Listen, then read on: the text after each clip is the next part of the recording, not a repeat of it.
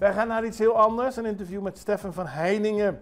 Hij is de liaison van het ZonMW-programma Caribbean Health Research. Het is een pilotprogramma gestart dat zich richt op het vergroten van kennis over gezondheid en welzijn op de Caribische eilanden van het Koninkrijk. Er is geld beschikbaar gesteld voor 6 projecten van de 6 eilanden.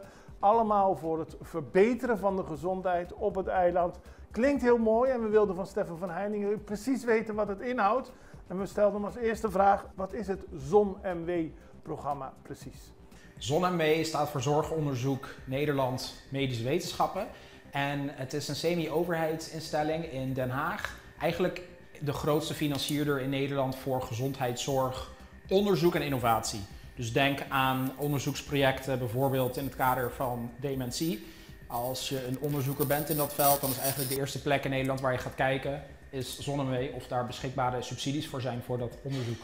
En er zijn subsidies beschikbaar voor de eilanden hier, alle 6 eilanden. Het is niet verschillend hè, met het Nederlandse, Europees Nederland enzovoort enzovoort. Vanaf de 6 eilanden kan er geld worden gevraagd. Er zijn subsidies, er zijn nu 6 projecten uitgekozen. Wat voor type projecten zijn dat?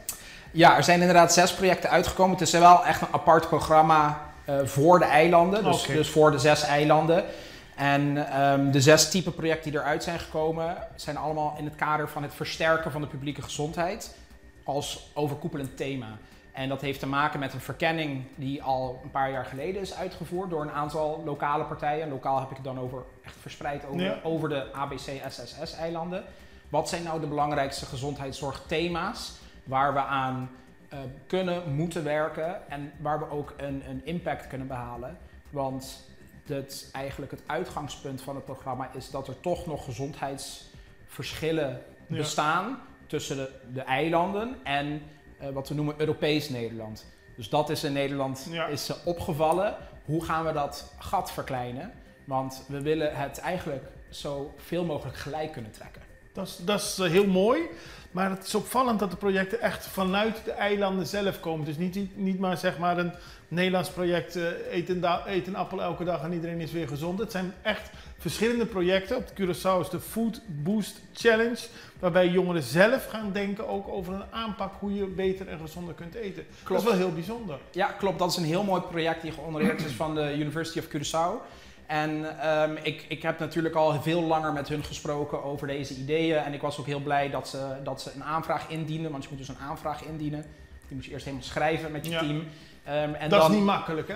Nee, het is best wel een klus. En dan moet het door een beoordelingsproces. En dan hopen dat het natuurlijk goedgekeurd wordt. Dus de Food Boost Challenge is een van de 6 die in deze eerste ronde gehonoreerd zijn. Dus, maar wat je zegt klopt, want omdat ik ook sterk betrokken ben bij het opzetten van het programma, met de intentie van we willen iemand met lokale kennis die dat ook vanuit de blik van de eilanden opzet. Dus niet de Nederlandse copy-paste methode. Er zijn heel veel dingen die we natuurlijk kunnen lenen, maar het zal niet perfect aansluiten als we dat 1 op 1 overnemen. Nee. Dus het programma is juist inderdaad met die intentie opgezet van wat zijn de vraagstukken hier, hoe werkt het onderzoek en de gezondheidszorg hier anders dan in Nederland. Ja. Dus hoe kunnen we daar zo goed mogelijk aan cateren? En dat is het mooie dat dit programma nu echt een beetje van de vloer komt. Het is een pilotprogramma. Ja. Er zijn meer instellingen die denken van hé, dat is interessant, daar wil ik meer over weten. Die kunnen contact met jou opnemen, maar ze kunnen ook zeg maar meer achtergrond over deze projecten. Waar kunnen ze dan voor terecht? Klopt, ze kunnen altijd contact met mij opnemen inderdaad als vertegenwoordiger van de 6 eilanden.